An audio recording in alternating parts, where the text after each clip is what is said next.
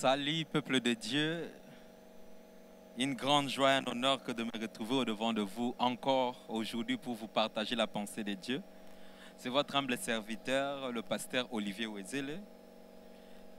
Le choix a été porté sur ma modeste personne pour vous communiquer la pensée de Dieu pendant les quelques minutes que Dieu nous accorde. Que Dieu te bénisse, toi qui te disposes pour nous suivre en ligne, en présentiel. Et que Dieu te bénisse pour le temps que tu nous accordes. Dieu va te faire du bien aujourd'hui.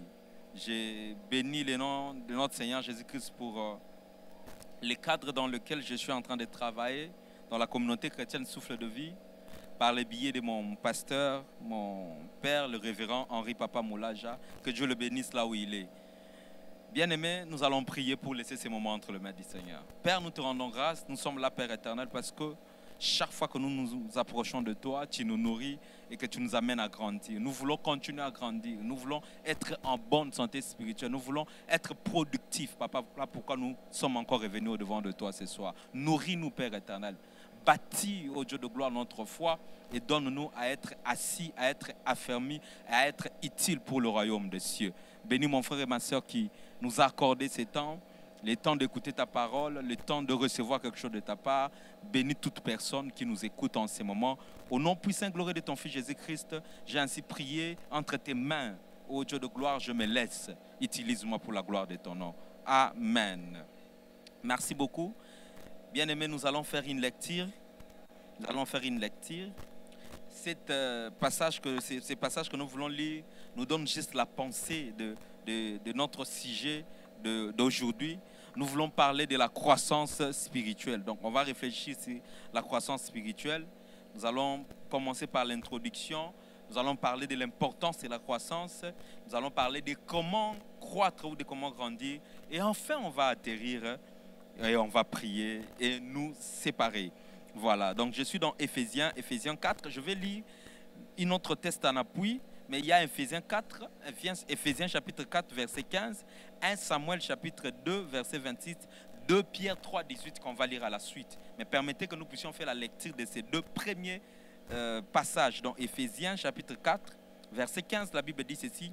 Mais que professons la vérité dans la charité, nous croissions à tous égards en celui qui est le Jésus-Christ. Professons la vérité dans l'amour, que nous puissions grandir, que nous puissions croître dans tous les domaines, à tous égards, en celui qui est Christ, notre chef.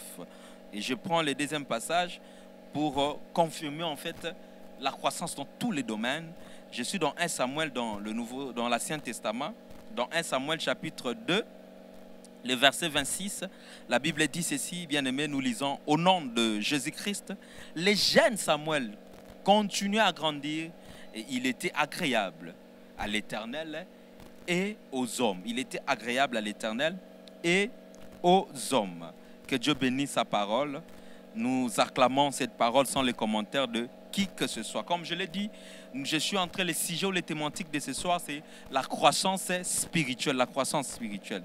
Bien-aimés, ce texte fait appel à la croissance à tous égards. En fait, en suivant le modèle de Jésus-Christ. Si vous lisez dans Luc chapitre 2, le verset 52, vous allez constater avec moi que le modèle de la croissance, c'est Jésus-Christ. C'est le modèle par excellence. Donc, grandir à tous égards dans tous les domaines. Les jeunes hommes, Samuel ne grandissait pas seulement spirituel. La Bible dit qu'il grandissait même devant les hommes.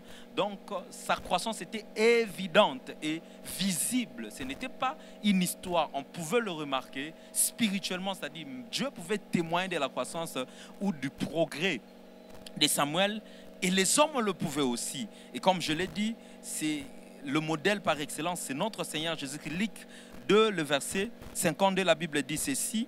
Et Jésus croissait en sagesse, en stature et en grâce devant Dieu et devant les hommes. Devant Dieu et devant les hommes. En sagesse, en stature, on voit le physique, en grâce devant Dieu et devant les hommes. Le modèle par excellence, c'est notre Seigneur Jésus-Christ. Ainsi, le but de mon message, l'objectif poursuivi de mon message est qu'à la fin de ces messages ou à la fin de notre partage, un croyant, un nouveau-né puisse croître, puisse comprendre l'importance, le besoin, la nécessité de grandir spirituellement. De ne pas donner ta vie à Jésus-Christ et rester le même. Rabbi ne change pas. L'importance, la nécessité de grandir spirituellement. Pour celui qui n'a pas encore donné sa vie à Jésus-Christ, pour celui qui est un bébé spirituel, tu as donné ta vie à Jésus-Christ. Tu as remarqué qu'à la fin, tu sauras si vraiment tu es en bonne santé spirituelle. Mais l'objectif est que tu puisses grandir spirituellement, à la fin que tu puisses comprendre cela. Et pourquoi pas aider les autres aussi à grandir spirituellement. Bien-aimé, une toute nouvelle vie commence avec l'acte de recevoir Jésus-Christ. C'est ce qu'on appelle être né de nouveau.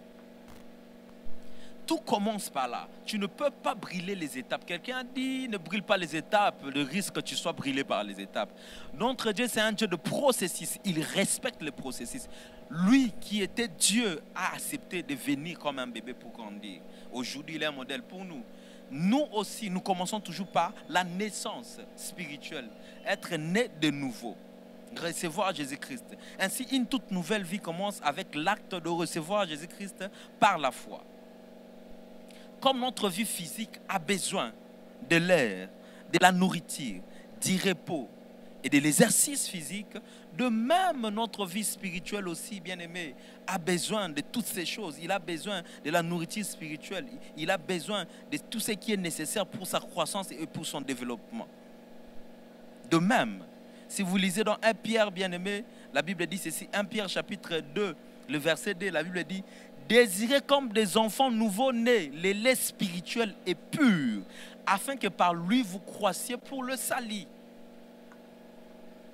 Donc, de la même façon, bien-aimé, qu'un nouveau-né a besoin du lait pour grandir, il a besoin de repos, il a besoin de la nourriture, de l'exercice pour grandir. De la même façon, nous aussi, nous avons besoin, dans notre vie spirituelle, on a ces besoins-là, ces besoins de croissance et de se développer. Voilà pourquoi le mot croissance, dans sa définition le plus simple, on dit c'est le fait de grandir, de se développer, d'augmenter, de progresser. On doit voir le développement, on doit voir le progrès, on doit voir un mouvement dans ta vie. Ce qui correspond à l'augmentation de la production de biens ou de services sur une période donnée. On peut le constater dans la production. C'est-à-dire, on peut constater dans ton église que tu es productif. On peut constater dans ton entourage que tu es productif dans ton service et même dans tes biens. Ça peut se voir. La croissance est visible. Il est palpable. La croissance est aussi mesurable, bien-aimé. Dans une période donnée. Voilà pourquoi on peut donner nous tous notre vie à Jésus-Christ à un certain 2017. Mais quand on arrive à 2024, 2023, on voit pendant cette période que nous ne sommes pas tous à un même niveau, en fait. Parce que cela est même déterminé dans une période donnée. La croissance spirituelle. L'important, c'est la croissance spirituelle. Bien-aimés, pourquoi nous devons croître spirituellement? Parce que c'est le désir de notre Seigneur. Notre Dieu désire notre croissance. Le désir de notre Seigneur est que nous puissions progresser. Le désir de notre Seigneur est que nous puissions grandir. Le désir de notre Seigneur est que nous puissions se développer et à tous égards. Vous pouvez le voir. Je connaissais ces passages. Je suis dans 3 Jean. 3 Jean chapitre 1er, le verset 2. La Bible dit ceci, bien-aimé, je souhaite que tu prospères à tous égards et que tu sois en bonne santé comme prospère l'état de ton âme. Le désir de notre Dieu, c'est que nous puissions grandir, que nous puissions croître, que nous puissions progresser, que nous puissions nous développer. Vous pouvez encore lire dans Éphésiens. Je suis dans Éphésiens chapitre 4, le verset 15. La Bible dit ceci. La Bible dit, mais que professons la vérité dans l'amour, comme nous l'avons dit, lié à l'introduction, que nous puissions croître. C'est ça le désir de notre Seigneur. Nous croissions à tous égards en celui qui est le chef Christ, bien-aimé. Le désir de notre Seigneur, c'est notre croissance. Il n'y a pas un père un enfant vient dans le monde et qu'il voit cet enfant dans la situation de malnutrition, l'enfant qui ne grandit pas, il ne sera pas erré. De même, notre Père n'est pas content, notre Père n'est pas dans la joie quand il nous voit dans les statu quo. Nous sommes appelés à grandir, à croître spirituellement. Pourquoi nous devons grandir? Pourquoi nous devons grandir? N'est pas grandir, bien aimé, c'est un signe d'enfance, de faiblesse et même de le fait d'être charnel. Ce n'est pas moi qui l'ai dit. C'est lui qui ne grandit pas spirituellement. La Bible nous enseigne autour de cette manque de croissance que c'est une faiblesse. C'est un état de charnel. C'est être charnel. C'est demeurer enfant en fait. Je vais lire dans 1 Corinthiens. Je suis dans 1 Corinthiens chapitre 3, je commence à partir du verset 2. La Bible dit, je vous ai donné du lait, non de la nourriture solide, car vous ne pouvez pas la supporter. Et vous ne le pouvez même pas à présent, parce que vous êtes encore charnel, voilà. Et non de la nourriture solide. On vous donne du lait parce que vous êtes encore charnel. En effet, puisqu'il y a parmi vous la jalousie, des disputes, n'êtes-vous pas charnel et ne marchez-vous pas selon l'homme? N'est pas grandir, bien-aimé, spirituellement, c'est être charnel, c'est être faible. Hébreu, bien-aimé, Hébreu 5, le verset 14. Hébreu, je suis dans chapitre 5, le verset 14, la Bible dit ceci. Mais la nourriture solide est pour les hommes faits, pour ceux qui sont dignes des jugements et exercés par l'usage de discerner ce qui est le bien et ce qui est le mal. On peut le constater. Quand vous voyez quelqu'un en train de mener sa vie comme si la vie n'a pas de la valeur, la vie n'a pas de l'importance, il n'a pas de la considération pour les choses de Dieu. C'est comme un enfant à qui on donne un billet de $100, il peut déchirer ces billets-là facilement comme ça. Parce qu'il ne connaît pas la valeur, il se comporte comme un enfant. N'est pas grandir spirituellement, c'est avoir ce manque-là de jugement, de bien et du mal. Ce n'est pas être un homme fait, car la nourriture solide est pour des hommes faits. N'est pas grandir spirituellement, n'est pas croître, c'est un signe d'enfance, de faiblesse, d'un état charnel. L'importance de la croissance, l'importance de la croissance. Bien aimé, quand on ne grandit pas spirituellement, c'est difficile, on ne peut pas entrer dans la possession de son héritage. Voilà pourquoi il faut grandir. Il faut grandir pour entrer dans la possession de son héritage. Dans la possession de son héritage. Galates, je suis dans Galates chapitre 1er, vous pouvez lire avec moi Galates chapitre 4 plutôt, le verset 1er au verset 2, la Bible dit, or, aussi longtemps que l'héritier est enfant, je dis qu'il ne diffère de rien d'un esclave, quoi qu'il soit le maître de tout. Mais il est sous des titères et des administrateurs jusqu'au temps marqué par le Père. Il ne peut pas entrer dans la possession de son héritage. Il n'est pas différent d'un esclave. On le dirige. On le dirige. Il ne peut pas entrer dans la possession de son héritage. Hébreux 5, 12 à 13, on avait lu avant, on remonte un peu. Je suis dans Hébreux chapitre 5. Hébreux chapitre 5 à partir du verset 12. 12 à 13. La Bible dit ceci, bien-aimé. Or, quiconque en est au lait n'a pas l'expérience de la parole de justice, car il est un enfant. Mais la nourriture solide est pour des hommes faits. Mais quiconque en est au lait n'a pas l'expérience de la parole de justice, car il est un enfant. Un enfant, on ne peut pas lui donner la voiture, même si cette voiture l'appartient. On ne donne la voiture qu'à un enfant qui a grandi, qui est passé par l'expérience, qui est fait, c'est-à-dire il est passé par l'auto-école, il a un permis. Alors le papa peut lui donner sa voiture. Le papa n'est pas méchant quand il prouve de la voiture. Parce qu'il donne la voiture à cet enfant, ça va tuer l'enfant. Il y a des choses que tu ne possèdes pas, ce n'est pas que tu n'en as pas, ce n'est pas que Dieu te l'a privé. La vérité, c'est que tu ne veux pas grandir. Alors, si tu ne grandis pas, tu ne peux pas entrer dans la possession de ton héritage. Pourquoi grandir, bien-aimé? On grandit aussi pourquoi? Pour porter des fruits. pour porter des fruits. Qui c'est cet enfant-là qui grandit, qui ne se marie pas? Il y a toujours de la joie. Le jour où j'ai eu ma première fille, j'ai vu la joie que mon père avait, j'ai vu la joie de ma mère. Ils étaient là, ils ne pouvaient pas dormir. Pourquoi? L'enfant a grandi, il est devenu productif. Il faut porter des fruits, être productif. Je suis dans Jean chapitre 15, le verset 7 à 8. Jean chapitre 15, le verset 7 à 8. Si vous demeurez en moi et que mes paroles demeurent en vous, demandez ce que vous voudrez et cela vous sera accordé. Si vous portez beaucoup de fruits, c'est ainsi que mon Père sera glorifié et que vous serez mes disciples. Il faut porter du fruit. Celui qui ne porte pas le fruit, la Bible est claire, on va le couper, on va le jeter dans le feu. Nous devons grandir, pourquoi? Pour porter de fruits. Depuis que tu es dans cette église-là, combien des âmes tu as déjà? Combien de bébés spirituels qui sont nés par les billets de ta bouche ou de ton évangélisation? Bon, peut-être le problème, c'est que tu ne sais pas comment grandir spirituellement. Alors, voici le troisième point que je te propose. Comment maintenant croître spirituellement? Comment grandir spirituellement? Bien-aimé, comment est-ce que tu peux grandir spirituellement? La liste n'est pas exhaustive, mais je crois que ce que je vais partager avec toi ce soir est quand même nécessaire et que ça peut t'aider à grandir spirituellement. Dans la parole de Dieu.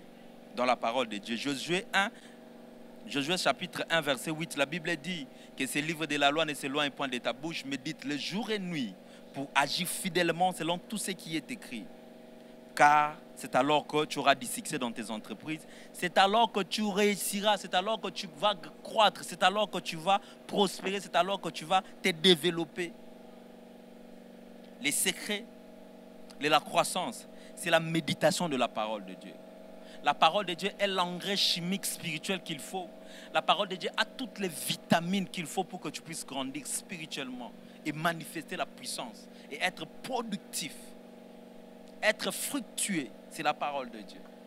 La parole de Dieu. Comment on peut grandir spirituellement, bien-aimé? En étant actif, étant attaché à une famille chrétienne. Hébreux 10, 25. Hébreux 10, 25. La Bible nous dit ceci. J'aime ces passages. N'abandonnons pas notre assemblée comme c'est la coutume de quelques-uns, mais exhortons-nous réciproquement. Et c'est là d'autant plus que vous voyez les jours s'approcher. Les besoins d'une église d'attache, comme tout enfant a besoin de parents, d'aide, d'autres frères dans le Seigneur pour la protection fraternelle, pour la communion fraternelle. L'enfant ne grandit que dans une famille. Sinon, il devient un enfant de la rue.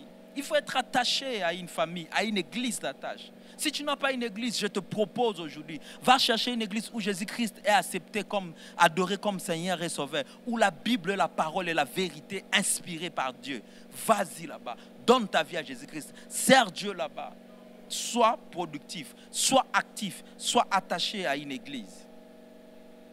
Il faut avoir une église d'attache. Comme tout enfant a besoin d'une famille d'attache pour grandir, pour la communion, pour la chaleur de la famille fraternelle, de la communion, nous tous, nous avons besoin d'une famille, une église d'attache, un cadre pour nous aider à grandir, là où on peut nous interpeller, là où on peut nous orienter, nous corriger. Et bien aimé, troisième élément pour grandir, en étant utile et productif. En étant utile. Comment on peut grandir? Quand on se reproduit, quand on se développe, on peut constater la croissance par le fruit de ton travail. En étant productif. En étant productif, bien-aimé.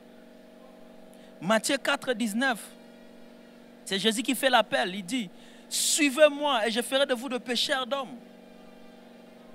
Ce n'est pas seulement donner ta vie. Suis-moi et tu vas commencer à te reproduire. On peut le voir encore dans Jean 15, 8. Dans Jean 15, 8. Si vous portez beaucoup de fruits, c'est ainsi que mon Père sera glorifié et que vous serez mes disciples. Mais c'est comment? En apportant beaucoup de fruits. Si vous portez beaucoup de fruits, c'est ainsi que mon Père sera glorifié et que vous serez mes disciples. Comment croître? Être productif, être fructueux. Il y a des choses que si tu ne fais pas, tu ne vas pas te développer. Si tu ne vas pas à l'université pour étudier, tu ne vas pas devenir licencié. Si tu ne fais pas des efforts pour étudier les livres, tu ne vas pas te développer. Il faut être actif. Il faut être productif. Comment croître? En étant utile et productif. Être un pêcheur d'hommes, être un gagneur d'âmes. Ce sont des éléments qui vont t'aider à croître. Et comment encore croître? Je prends ces derniers éléments avant que nous puissions conclure et plier. C'est en se confiant au Saint-Esprit, bien-aimé. La marche par le Saint-Esprit. Bien-aimé, nous avons dit si haut là-bas que l'enfant spirituel correspond à être un charnel. Et quand vous lisez dans 1 Corinthiens, la Bible parle de l'homme spirituel, l'homme animal et l'homme charnel. Quand on ne grandit pas spirituellement, on est comme un enfant. On est à l'image d'un homme charnel qui est conduit par la chair, qui est comme un enfant, qui ne sait pas décider pour la bonne cause de son salut, qui est emporté par tout le vent doctrinaux, générationnel. Oui, un enfant, il ne sait pas décider. Il ne sait pas prendre une décision. Ainsi, il est charnel. Et si tu ne veux pas être charnel, il faut être un homme spirituel. Voilà pourquoi j'ai dit une façon de grandir spirituellement, c'est aussi se laisser conduire par le Saint-Esprit. C'est la marche du Saint-Esprit. Comme vous le savez dans Galates 5, verset 6, la Bible dit, car en Jésus-Christ,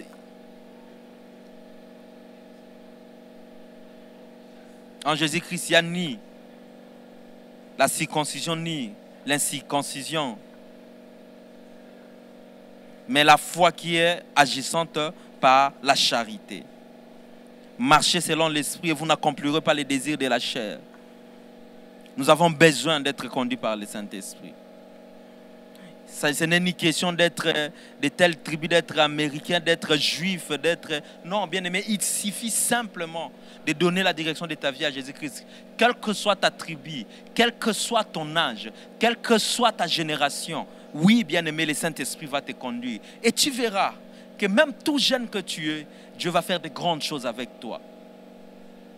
Étant sorti de cette tribu-là, qu'on dit une tribu plutôt maudite, Dieu va te conduire, le Saint-Esprit va te conduire et tu seras très productif, même au milieu de ta tribu-là.